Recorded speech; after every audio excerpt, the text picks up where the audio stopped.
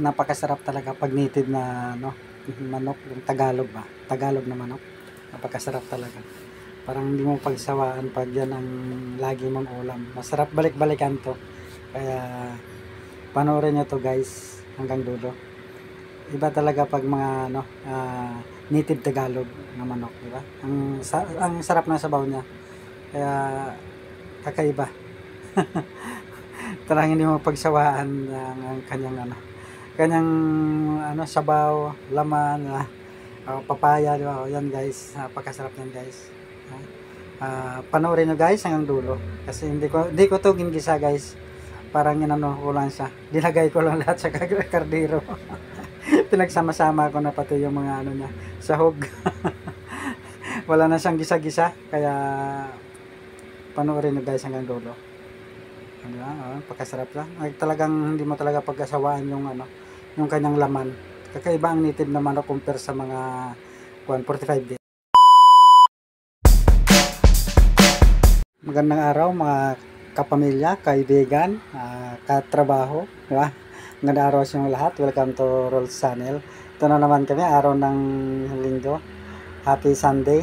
Guys, hawak-hawak ng misis ko guys. Guys, yan ang aming pananghalian ngayon, di ba? Ito na, kinuha ko na. Diba? Yan na siya guys, na binigay ng kapitbahay namin. Thank you sa mabait namin kapitbahay. Binigay lang yan siya guys. Galing siya sa Quezon Province. Napakasarap yan. Ito na guys, kasi bawal ipakita kung paano kakatayin, di ba? Yan na siya guys, yan napaka mataba. Naninilaw-nilaw pa yung kanyang kulay ba? Nanilaw-nilaw pa. Kaya mataba siya guys. Kaya yan di lang pwede na ipakita sa paano pagkatay ko ng Kaya yun, minadali ko na ng at saka yung hindi pa pala nakapag-subscribe, saka naman baka pwede naman guys makapag-subscribe. At saka papalo na rin sa Facebook. Diba? Yun sa lahat ng yun sa lahat ng lahat na mahihilig sa Tagalog na native na native Tagalog ba? Ano ba yung native Tagalog, lahat na mahilig dyan guys, shout out sa inyo lahat dyan. Basta mahilig sa ganito. Ito tayo. Pagsama-samahin natin to. Himay-himayin natin, di ba? Napakasarap to guys talaga. Hindi ko yan ginigisa. Parang pag parang hindi pa ko marunong mag-slice. Parang kala mo panibago lang, bago lang sa pagkakatay ng manok. Pero kahit mag-isa lang ako guys, kaya kong katayin yung manok guys. Mag-isa lang ako. Okay yan. Yan, kasi pag native talaga ng manok guys, basta ako yung tatawagin mo. Gustong gusto ko yan. Ang native na manok. Napakasarap talaga kasi ng native na manok. Kahit di mo na siya kahit anong klaseng luto, may sabaw o wala, napakasarap talaga siya. Parang naalala ko sa probinsya ako nito. Pag nagkatay ako nito, talaga namang yan, talagang napakasarap talaga yung native.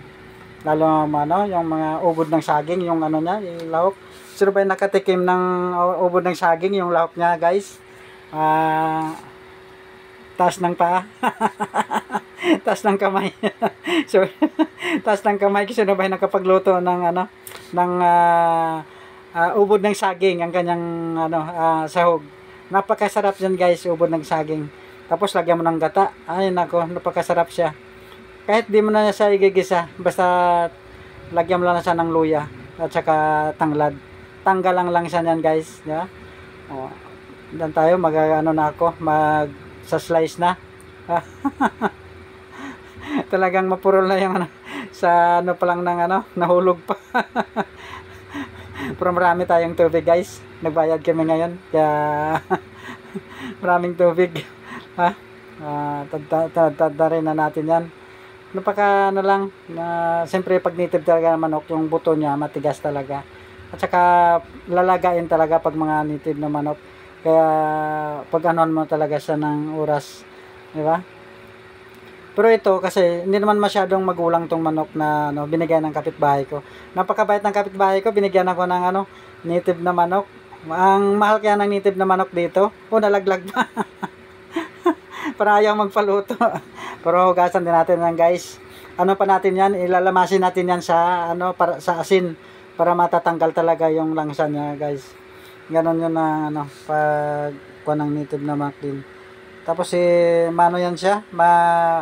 Talagang madulas yung niya, yung laman. Kaya, ginawan ko na yan siya, guys. Ginamitan ko siya ng, yung papel ba, yung sa ko. Ginawan ko ng, para matanggal yung mga madulas sa niya, sa hita, tapos yung sa kanyang paa, sa mga niya, sa mga laman, kasi daw parang may madulas pag kailangan mo sa himuran mo sa ng tawag nito ng papel, di ba? Kunan mo siya ng papel para matanggal yung kanyang yung kanyang madulas na sa laman niya, di ba? Yung sa niya, tawag ito, parang hindi ko hita bagit ko pa yung legs niya, legs. Di ba?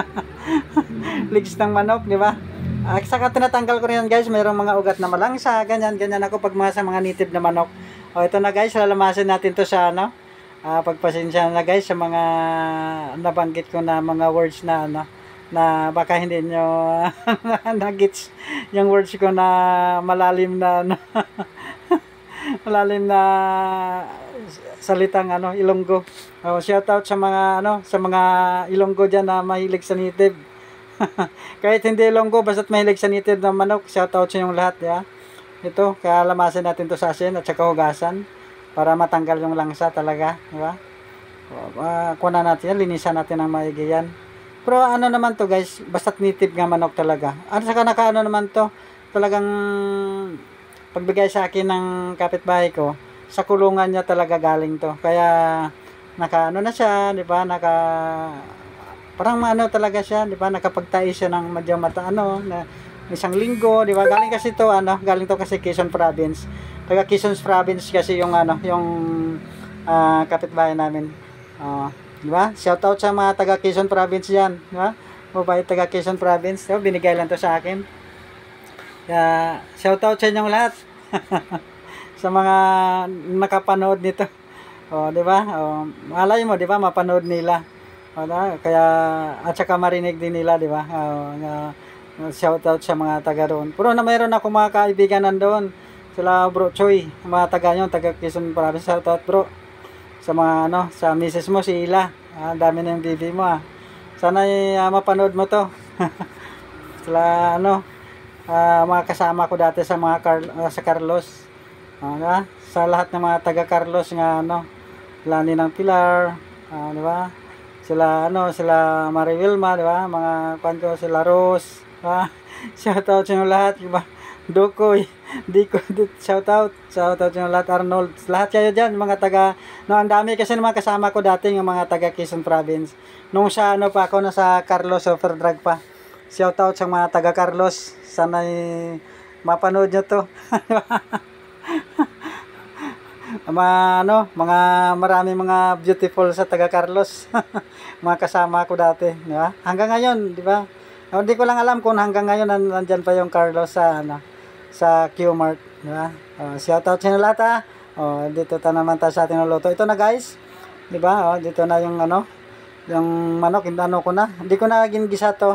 Ba, lagyan ko na ng yung sibuyas at saka ilagay ko na sa ilalim. Sibuyas, bawang, luya, pinagsama-sama ko na doon sa ilalim, di ba? Tapos lagyan ko ng tanglad.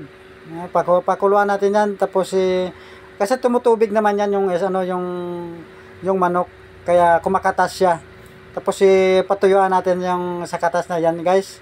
Dagdag pa yan, mabango yan, tapos dagdag bango, tapos yan, lagyan natin ng paminta at saka pantanggal din ng langsa yan, guys. Pakuluan natin yan hanggang sa makuha yung katas niya, tapos pagtuyo na sa kanyang tumutubig naman yan pag sa mamaya, saka natin lagyan ng tubig, di ba?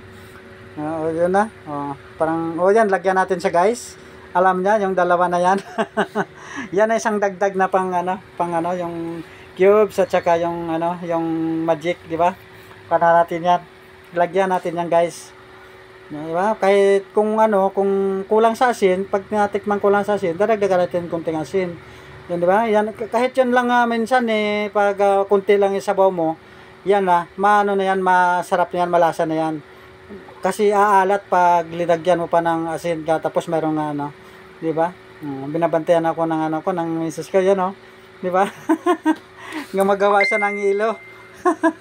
Sana maubos yung hilo mo tinda, di ba? At saka tumigas agad.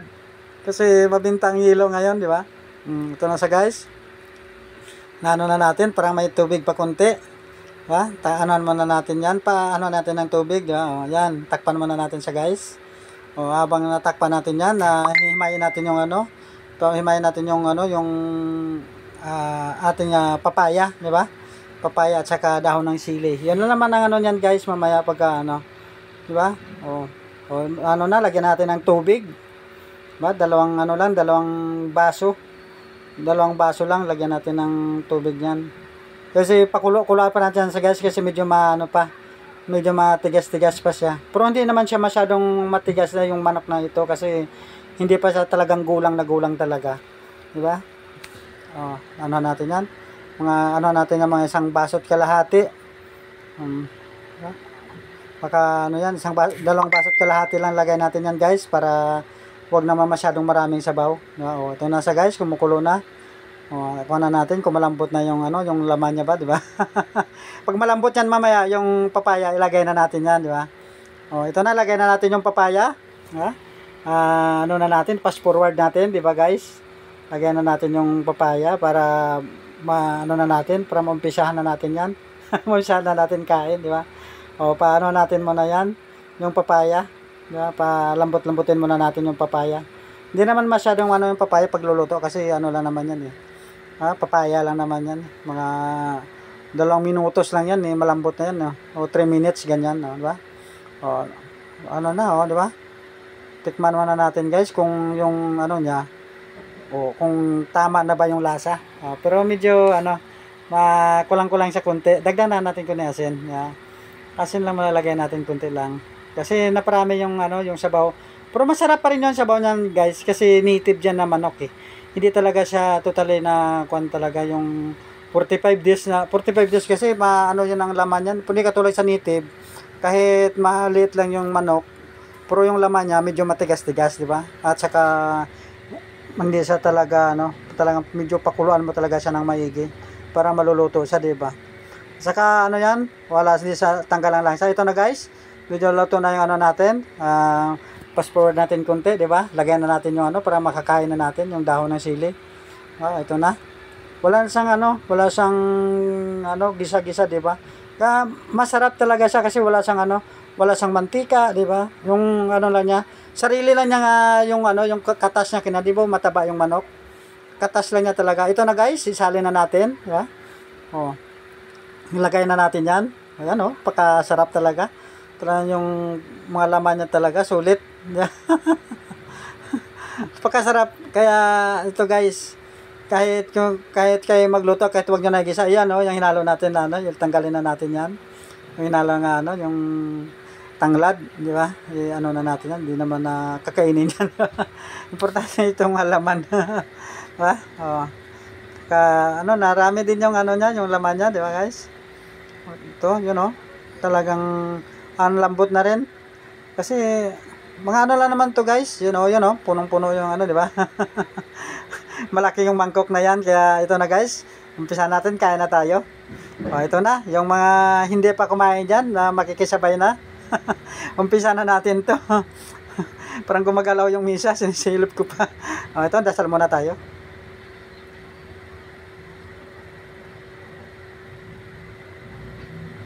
Ito na guys, tapos na tayo pagdasal. Umpisa na natin to. Di ba? Para ako nga, takam na ako. Kaya pagdating talaga sa native na manok, talagang takam na talaga. Gustong gusto ko na sa kasi bihira lang tayo makakuha ng native na manok dito sa sa Manila. Kaya pag mayroong umuwi ng pag mayroong galing probinsya tapos may dalang manok, yan lang makakatikim tayo niyan kung mayroong magdadala, di ba? Tulad ng kapitbahay namin, dinala na ako ng manok. Salamat. Ito unang subo para sa inyong lahat, di ba? Saka sabay na yung hindi pa nakakain, pero maparami tayo ng kain ito. Ito na. Parang ano ako hindi ko na to tatantanan, di ba?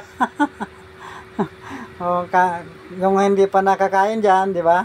Sumabay na para masarap yung ano natin, di ba? Ako tuloy-tuloy na yung ano ko, yung kain ko, di ba? Ito na, yun Talagang hindi mo na ako maaawat sa ano, di ba guys? Sa mga mahihilig dyan sa mga native, di ba? Dito na tayo.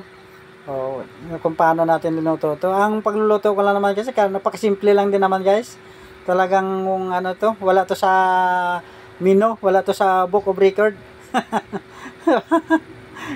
Ito kasi talaga yan Kahit na sa ano ko, kalimitan talaga pag ako nagluluto. Bihira lang talaga ako mag-gisa kung mga tingin ko pwede naman siya lulutuin na hindi na gigisa.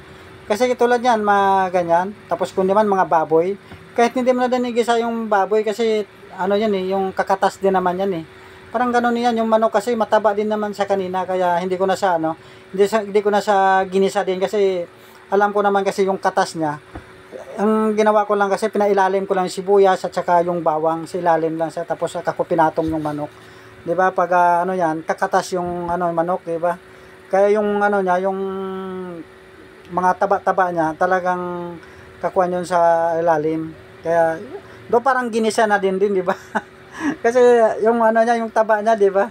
Parang gisa na rin ang dating. Kaya tapos bago lagyan ng tubig, talagang talaga siya. Talagang pumuputok-putok na talaga yung niya, yung mga laman niya, talagang kuan talaga. Kung kung mga hindi siya nga, yung mga bata pa na manok, pwede mo na din sa kakainin na kasi lutong-luto na sa dahil sa kanyang di ba? Kaya lang, pag medyo talaga, matigas-tigas, kailangan mo talaga siya nga, bailaga talaga, ng matagal-tagal. Di ba? Ito nga, Talagang, tuloy-tuloy yung subo ko. Sabi ko yung mga kasama ko sa bahay, baka may maubusan. Pero hindi naman, siyempre, akuha naman natin sila na alaala din natin, di ba? Kahit anong sarap ng pagkain, iniisip pa rin natin, tirahan din naman sila, di ba? Kaya, lalo yung mga, paborito ko rin sa manok, yung sa pitso niya talaga, di ba? Lalo pag malambot na, sarap talaga yung pitso ng manok, di ba? Yun ang ko, yung pinaka-paborito. Kahit ako kumain sa sa mga fast food, di ba? Sa mga Jollibee. Sabi ko nga, pwede ba yung breast na lang na yung sa akin. Pag ginaganyan, kalimitan ganan yung ko kung pwede yan ang ilalagay Pero kung wala naman talaga, no choice na, di ba? Pag na lang yung yung hita ng manok. Di ba? Kaya parang ko talaga, yung breast talaga ng manok yun ang gustong-gusto kong kainin. Napaka yun, lalo yung yung medyo na kumakatas-katas din yung niya. Nako, napaka yan, di ba? Sarap na sarap. To, di ba? At walang tigil ako sa Kaya